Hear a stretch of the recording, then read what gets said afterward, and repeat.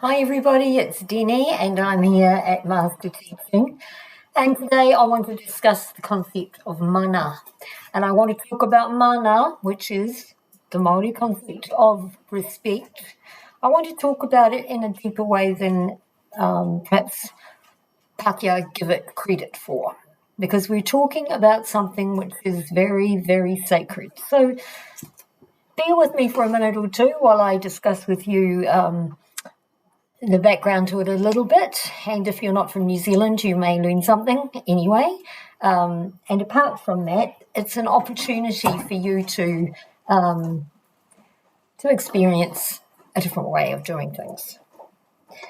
I'm trying to let my dog out. Okay, so let's start with what that is. We talked about it. I've just said that it's the concept of respect, but that is actually talking about it as a concept. The idea of mana and mana and respect don't exist in a labelled, languaged way in terms of Māori, because you have to remember that the Māori language was not written down, right? So it was passed on. And I think that many of the things that we as a society, we European background people as a society tend to take for granted is that things can be recorded, we record things in words and written language, etc., but we don't think about the fact that maybe the whole idea itself is not even the same. It's not a contract. It's not a something that you can just sign like it is in the treaty. I actually don't know that the treaty can address the concept of mana, because it's an organic thing. It's spiritual. It's like wairua, which is spirit. So you cannot actually just pay lip service to it for Māori, or actually for Pakeha who have been in New Zealand long enough to adopt the understandings and beliefs of Māori. In fact, these are very natural beliefs, so I as a person don't find it difficult at all. So I'll give you a little bit of my background. When I was young, and that's a long time ago, but when I was young, my family had a situation where my father's brother was married to a Maori woman from the Coromandel area. And this meant that they had no children, didn't mean that, but they had no children, and I was actually semi-whāngaid out to them from time to time.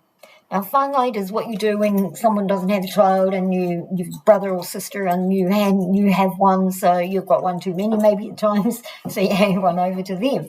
So, and it's not done in an informal way. It's a very, very spiritual, sacred thing too. It's a process, and it's a celebration as well. So the point that I'm making is that I had a lot of contact with Māori. And so even though I don't look Māori, I do understand Māori quite, maybe not as well as I should. I don't speak a lot of te reo. I understand quite a lot.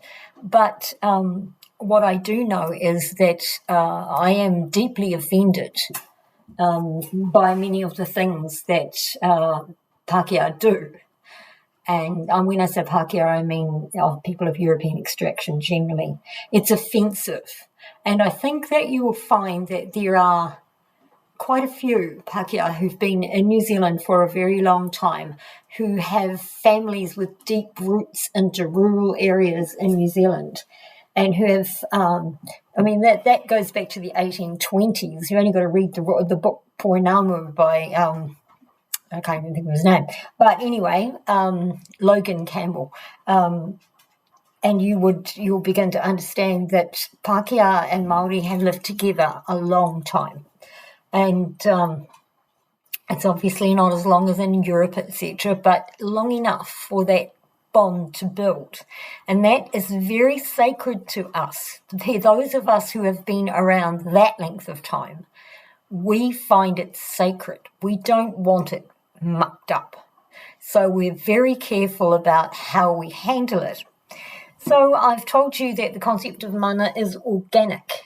Don't treat it like it's a tick box. It's not. When you say a karakia, don't treat it like it's a tick box. It's not. And some people say, and I find this amusing to say the least, some people will say things like, but Maori didn't have God until we arrived. They didn't have Christianity. Well, actually, they did have God. And they found their own way of coming to terms with Christianity and equalizing the two. And I could do the same too with Buddhism and Taoism and quite a few other religions. So I don't think I find that a big problem. It is also a really useful tool for Maori. And I think they probably felt in the beginning that because the people the missionaries they were dealing with, this is the language that they spoke.